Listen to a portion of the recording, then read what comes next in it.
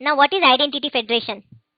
See, identity federation allows users with external account to get temporary access to AWS services. Okay, the external users, see, we have seen either we can log on as root, we can log on as IAM users, or we can log on with the external identities. But it is not a direct way that we can just log on like that. Okay, there are certain configurations has to be done. We have to define the federated users. Okay, so all after doing all the configuration, it allows us. Now, what identity federation means, with external identities, like the external identities are granted secure access to the AWS resources in your AWS account without having to use the or without having to create the IAM users. A secure access. Remember, a secure access is been granted to the external identities. Now, these external identities can come from the corporate identity provider. A corporate identity provider is nothing but the identities that you have in your organization. And in the organization, if you know the identities, the your login details are maintained either in a LDAP server or in a Microsoft Active Directory, right? So the corporate identities are is the one which is managed in your corporate directory, and to which we are granting access in the AWS environment. The another one is your web identity provider. So identity federation has corporate identity provider and web identity provider. In the web identity, we will the external identities will be given the access. Now, external means the Facebook, your external ID, which the Facebook ID or the Google ID or the Amazon ID you can use to connect or to access the AWS console. Fine. So under identity federation, you have corporate identity federation, you have web identity federation. Now, as I said, you will have to do this configuration. To use existing IDs, the configuration has to be done. Now, what you have to configure, I will just write down here what you are supposed to configure. You will have to configure identity store. You will have to configure identity provider, so that is known as IDP. You will have to configure mapping information. You will have to create a role. You will have to provide the metadata document. Okay, so all this you have to do, and you will have to create a trust relationship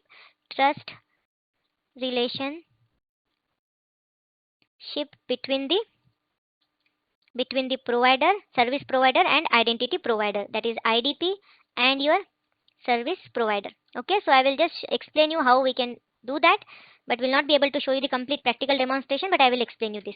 So for this, I will draw a diagram to explain the identity provider. Okay, now we have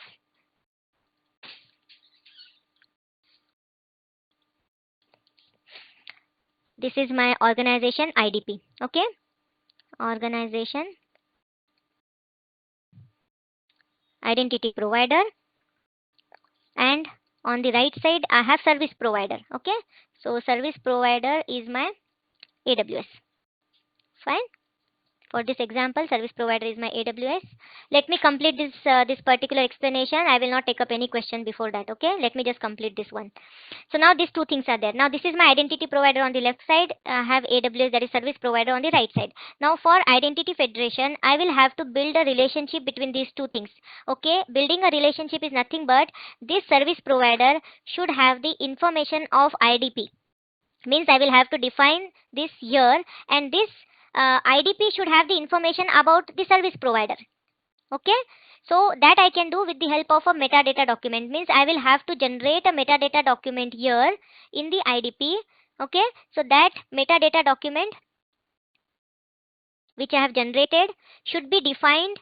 This is the metadata of my IDP that should be defined in the service provider while I define the identity provider, and here another metadata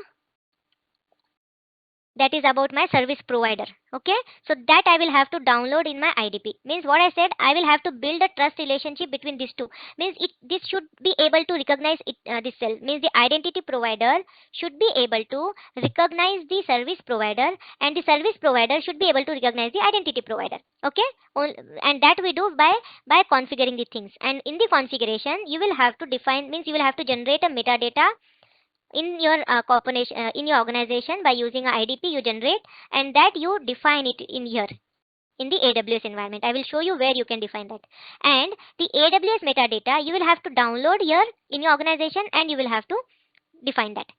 This is one part. Okay, for creating the for building the trust relationship. The another part is that, let's say there is a user who is trying to access the console. Okay, now let's say a user by the name some XYZ user is there who is trying to access the provider. Now, where are the identities stored? Can you tell me what the user credentials, the login credentials of this XYZ user? Where will it be stored? Where is the database of the user information in this environment? Correct. And where is AD and LDAP here? Anujit and Kunal, where is the AD and LDAP for this example? How come both AWS and IDP? It's organization. That's perfectly right, Rajiv. Okay, so it's here. This user authorization, XYZ authorization, the XYZ user authorization is there maintained in the corporate directory, in the database of your organization. Okay, the LDAP or the Microsoft Active. So the authorization is here. It is not here. AWS is not maintaining the authorization. Remember, it is not maintaining. Okay, so now this particular user XYZ is trying to access AWS, so definitely the access will not be given. Even though the trust is built and the configuration is done, it will not be done because the authorization has to be transferred from IDP to the provider, right, to the service provider. So what that user will have to do, just a moment. So what that user will have to do, the user will have to take a SAML document. Means when the user is making a request or trying to access the AWS, the user has to take a SAML document along with the request. So the SAML document will have the authorization information about the user, and this document is created by IDP in your organization. The identity provider will, correct. So this identity provider will create a SAML document. Okay, and that will by using the SAML document, when a user makes a request, now what AWS does, AWS will create by using a service in AWS, that is by the name STS, Secure Token Service. AWS will create a temporary credential for this user and will send those credentials to the user. Okay, and by using those credentials, the user can access the AWS. Okay, so that is how the things happen. So what we have to do, like we have to build a trust relationship, and then the SAML document is required. Fine, so I will just use that this is just to simplify the things. I am using Paint over here, but I will just use the actual diagram which is highlighted in Amazon. Just a moment. I think this is the real.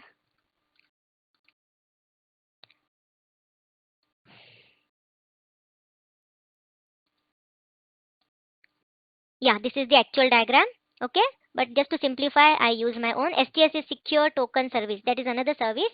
Okay, now if you see this particular diagram, it's the one which I have highlighted. The very first step, see, this is your identity store, means it's a directory, the database in your organization which has the user database. It has the user credentials, okay, for your corporate IDs. Now the very first step, a user is trying to access the console through the portal. Okay, this is the portal which has to be configured, should allow the user request to the user request should be redirected to the AWS, right? So this configuration we will have to do it in the portal. So what user is doing, the very first step, user is trying to access the console through the portal. Fine, and that portal is trying to get the user credentials by using this LDAP or the database. Will create a SAML document, and that SAML document that IDP is sending back to the user, the third step, and by using this SAML document, the user request is forwarded to the console security markup language.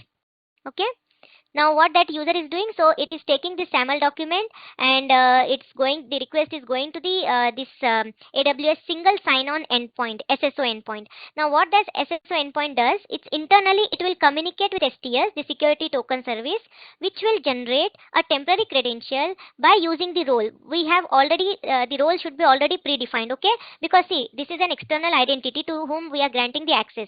So that external identity will be able to access the resources based on the role, based on the permissions, based on the policy, right? So the role is predefined. So by using the role what is been given to federated user, the STS will generate a temporary credential and will send back to the SSO endpoint, and that it will be sent to the user, and by using that, the final seventh you can see point, it will, the user request or is granted and will redirect to the console. So that is how it happens. So now in this entire flow, the identity provider, the portal has to get configured. The LDAP means it should support the SAML document. Then you have to define the things at the AWS also. You have to define a role. So it's a there are certain steps involved in the configuration. Okay, so I will just quickly show you. Let me go back to my management console where this option is highlighted. Oh, so many is open.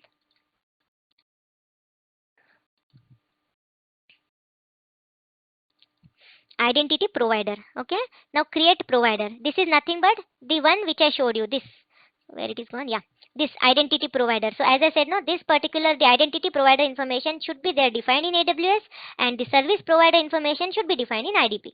Okay, so that they will know each other, and then a trust is built, and only then it will allow, otherwise it won't allow. So here choose the provider. Okay, so whether it is a SAML supporting, or whether it's open ID direct, so you can use the provider name, right? So right now we do not have, so but otherwise you'll have to provide your IDP name. And as I was talking about metadata document, okay, so you will have to provide the metadata document. So that is how you define the IDP. Okay, if you click on the users, okay, under security credentials, sorry, not under credentials. Just a moment, I will show you. In the dashboard we have, yeah, so you can see on the right side you have Web Identity Federation playground is there. So probably you can use this playground. Okay, see, if you log on as, now you have to complete this step, so only then it will allow. See what ID you want to use for web identity, whether you have a Amazon ID, or you have a Google ID, or your Facebook ID, you can use that and then proceed to see obtain temporary security credential. Okay, and access to AWS resource. So this is the you can use this for checking the things like a simulation, or you can even simulate your policy also. Policy simulator. Let's say you have assigned certain policy to a user, okay, and you are working in the production environment, but you don't, like, you want to test that policy, whatever you are assigned, you want to test it before that user actually use it. Okay, so you can take help of policy simulator. Let's say I'm selecting admin, okay, and already we have assigned this policy. So S3 full access policy has already been given. So let me see whether it how exactly it works. So let's say S3 I'm selecting, service S3. Yeah, selecting S3. What action? So let's say I am selecting all access is there, so it should allow me to put object, right? So run simulation. Let's see, it is showing that it is allowed. Okay, I will do one thing, I will choose some other service. Let's say CrowdFront, which I have not given access to this user. Okay, I'm trying to simulate create distribution and run simulation. It should deny because that is not been given. So like this you can check out by using the simulator before you actually use that user in the live environment. Okay, fine. So that is about the federated user. So we have done with this thing. Now one thing is left out, the MFA. I will showcase you how can you enable the MFA. Okay, yeah, it supports the IDP and SSO. SSO is single sign on, that is one and the thing. Okay, SSO is single sign on. Service provider, SP service provider. Now I'm going with MFA. Okay, now even you can set the password policies also, right? So if you go with apply IAM password policy, manage password policy, you have all the policies here. How many uppercase alphabet you want, how many lowercase alphabet, and the numbers, how many, what should be the length of your password. Fine, so you can make your password more secure. Okay, then I will come back to your question. Let me just complete this demonstration. Now, here you have this one, MFA. So let me just select MFA, manage MFA. MFA stands for multi-factor authentication. This is adding one more layer of security, or one more layer of security to your user. Okay, so you can add now by default to log on to the AWS, you would need a login name and password, right? So I want to add one more layer, means I want one more kind of authorization should be added. Apart from the login name and password, it should prompt me the MFA, multi-factor authorization. Fine, multi-factor authorization code or the key. So for that I need to enable this. I can do this for the root, I can do this for any IAM user. Now since MFA is already been enabled for my account, so it is giving me this option, resync and deactivate. Okay, let's say now I have two options. Either I can resync. Presently we have two types of MFA. I will just highlight here. We have two types of MFA. One is the virtual MFA, another one is the hardware. Okay, hardware MFA. Now what I did now, for virtual MFA you can use your existing device. You can configure that as a MFA device. So what I did, my mobile phone I configured as the MFA device for my account, so it is acting as a virtual MFA. Okay, so what we will have to do now, since already it is there, so it is not giving me this option, but if it is not configured, it will give me that option, virtual or hardware. Let's say I'm selecting virtual, and then what you will have to do in your mobile, you will have to download the Google Authenticator, okay, for virtual MFA, if you want to make that device as a MFA device. So there is a Google Authenticator you will have to download. You can make a Google search, download that, and once it is installed on your mobile, it will, when you are trying to configure, after next step it will show you some barcode. So you will have to capture that barcode in your mobile, and then it will generate some MFA. Okay, it will generate some random number, so that you will have to type it here. Once you type and once you create, it will make your mobile as a MFA device, and then whenever you want to log on, you will have to use that application Google Authenticator, and it will generate some random number. After you type your login name and password, you will have to specify that number to log on to your account. Okay, now why it is giving me this kind of option, I will explain you that first. See, suppose I have changed my mobile. Okay, now in my new mobile I have downloaded the Google Authenticator. So on the new device, if I want to attach to my existing this one, so I will have to go for resync, as the device is being changed. Or let's say I have somehow the Google Authenticator is been deleted, okay, that application, I am reinstalling it, so I will have to go for resync it. Fine. The second option, deactivate, if I want to remove the MFA, so I can go with deactivate. Now, as I showed you, like we have two types, the virtual one and the hardware one. Now, this is hardware based MFA. For that, you need a hardware device. Okay, and I said the other day also, there is a Demalto, the device supported on AWS is given by Demalto. You will have to get that, and the device will generate the random codes for, and that will act as a MFA device, okay, for you, and you can use that as a hardware MFA. Fine. So if you try to do this for your account, manage MFA, and you will get a different option. Select the virtual one, it will show you barcode, and then just capture that in by using the Google Authenticator. It will generate some number, specify that, and you can make that as MFA. In case if you are not able to do, if you're stuck at some point, my next session, what I will do, I will deactivate, and then I will showcase you the complete thing. But it is simple, so you should be able to do that. But for that, Google Authenticator you will have to have on your mobile. Yeah. So now the question says, can we do it on? Yeah. You can do it for IAM also. I'll just show you where that option is available. I'm selecting this. Okay. I will click on security credential. You can see assign MFA device. Present it is no. I will click here, and the same thing. Yeah. Yeah. So here it is showing me the proper option, because for this user it is not been created. See, virtual MFA or hardware MFA. Likewise, you will also get the option. So if I select virtual MFA, next step. Okay. To activate a virtual MFA, as I said, you will have to download that. Okay, and then as you download, so this barcode you will have to capture. I'll assume that you have already downloaded the authenticator. You can capture, and then whatever code it highlights, that you have to type here, and then it will activate. So it will configure your device as the MFA. Okay, so Dipti says, is this applicable only to mobile users? No, Dipti. It is not like that. Any electronic device, you can download the Google Authenticator, and that will act as your MFA. It's not just for mobile. Okay, even on tab also you can do that. Does this MFA feature comes under free tier? Yes. It the complete IAM is a free service, Sarvesh. Like simulated policy, do we have simulated feature available on other AWS services? No, Rajiv. Not for every service the simulation is available. Okay. So I guess the questions are answered. Nothing is left out. Fine. So we have done with almost everything. Let me just quickly check if anything is left out. Okay. And yeah, one more thing I will just show you the CloudTrail log. Okay. Let's go back to the CloudTrail. As we have already discussed that CloudTrail is a service that will keep track of the user activities, if you remember, right? So default it will create that. It will keep a log of the user activity. I don't know why it has been selected as this.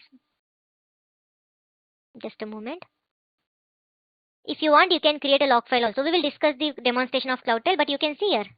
See, it is showing this one. Okay. Attaching policy, what I did today. This is today's date, the time. And if you click here, it will show you details about that. So this is what it is doing, CloudTrail. View the event. Okay. Event history. The complete trail of that, who has done what, which user has done, the source type, the login, the root login. I will just click, let me just go down. You can see I logged in as admin, I logged in as developer. After that, what I did, Everything it will keep track of that. Everything it records. Now I hope you understood what is CloudTrail. Okay.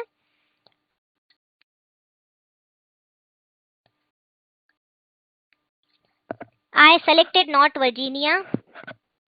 This is the region is North Virginia, Iqbal. Okay, and the time what it is showing, you can see the time. It is IST. So on which particular factor the time is based on? Can anyone tell me? Though my region is North Virginia, definitely there is like it is not 8:45 p.m. in North Virginia right now.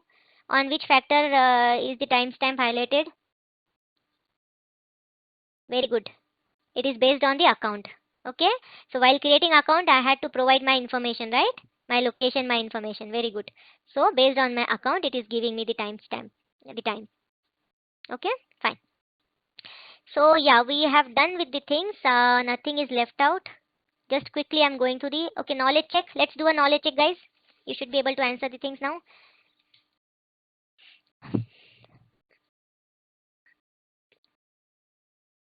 Yeah, Sunita says as it is global. Yeah, Sunita, that is correct. It is global. And what time still in global, what time it should display, that is based on the account. If you created the account and your location is some other country, it will show you your this one, your time zone. Okay, as per your time zone. So the JSON stands for B. Most of you have written B. CloudTrail is user basis, user activity. User can be a member of a group. See, ultimately user will be performing certain activity, right? Based on a group policy, based on directly attached policy, or based on the role. So ultimately user is performing the thing. So it is JavaScript object notation. Fine. Next.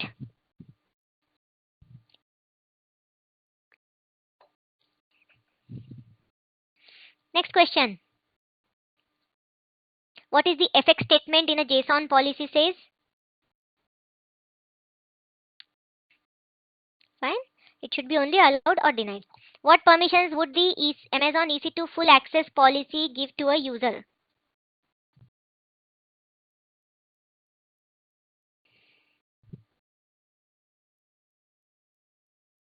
Patil says A. Pradish also says A. If you remember, though today we did not discuss this, but in the last session we have already discussed this. EC2, this is you, as I said also, you should always check the authorization which are part of the policy. EC2 full access doesn't mean that it will give access of only EC2. It will give access of ELB also, it will give access of CloudWatch also. Okay?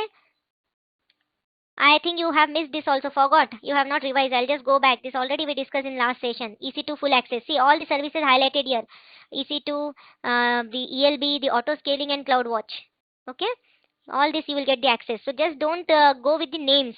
Always check the authorization to be on a safer side. Fine? No, C is not correct because here, see full access permission to EC2 and only ELB is highlighted only. That's why it is not correct. Fine. Though the the auto scaling is not highlighted in any of the option, but whatever is highlighted in the D, that is correct one along with this. Fine. So we have done with user, the credentials and all. Now you all know that a user requires a login name and password. The root account requires an email ID and a password to log on. IAM user requires a link apart from the username and password. MFA already we discussed, that is to add one more layer of security. Access key for getting a programmatic access, and the key pair. Okay, key pairs are used for accessing the, that is a private key and public key. This is used to access your instances. So when we'll discuss EC2, that time we will use this public key and private key. Okay. So this is the scenario wherein it is highlighted whether to share your root account or whether to create multiple IAM users. So we had enough discussion on this. So knowledge check. As already while showcasing the demonstration, we discussed about the theory. So I am just skipping those PPTs, okay, which already been discussed. So what is automatically generated when you create a new user?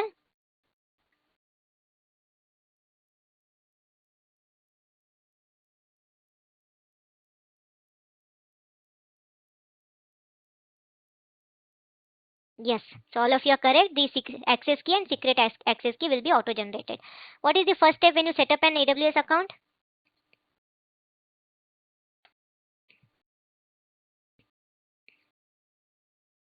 Good. Okay, with email ID we can set up. Fine. So I'll just move on to the group, this one, knowledge check. How do you define a group? How does AWS define a group? come it is A? Let me just show you this document. We can assign role to where I have highlighted. Yes, a role can be assumed by a user, by an application, or by the instance, right? By the server. So how come it is a collection of roles? So we cannot assign a role to a group. So it's not a correct one. Okay, so please correct yourself. Remember, roles always to a user, to an application, or to a virtual instance, virtual server. Okay, so now moving back to the role, knowledge check for a role.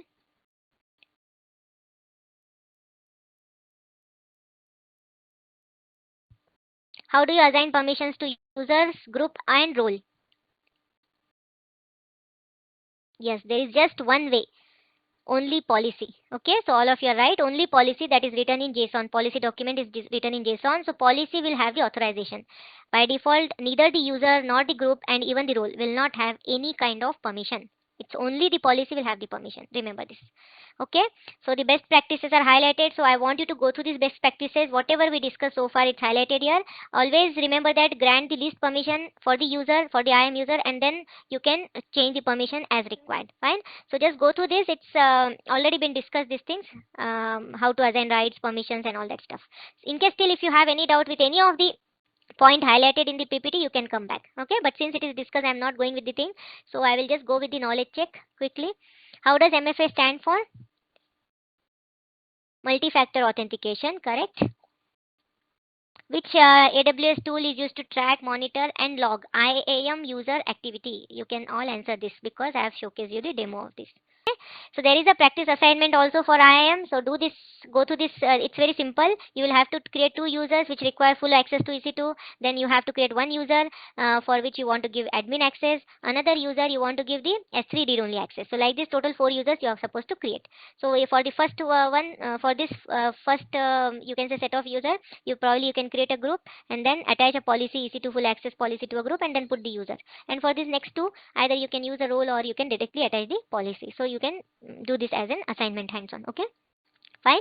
So that's we are done with this, and quiz is there. So let's complete the quiz before we switch to next topic. What are IAM identities? Very good. You guys are so fast, quick. So users, group, and roles. Okay. Which AWS compliance allows you to safely and securely manage the credit card data? Very good. It is PCI DSS. Okay. Payment Card Industry Data Security Standard. What language is used to authenticate IAM and federated access? I have explained you that, right? Still that print is there. So what I said, SAML document is the document which will hold the user information, the user authentication information. Okay, it is not a JSON over here. JSON is for policy, remember. So the authentication information will always be there in a SAML document. It's an XML file. Okay. What does a user need to log on to the console? If I want to log on to management console, what is required? Yes. Very. For logging into the console, you do not need any rights. You just need a valid account and a password. You can log on, but you can't perform any activity. But you can log on. What is the good way to restrict AWS user access using further condition? Yes. So MFA. Okay. So that concludes the IAM. The next topic is a very important topic, that is virtual private cloud, VPC. Okay.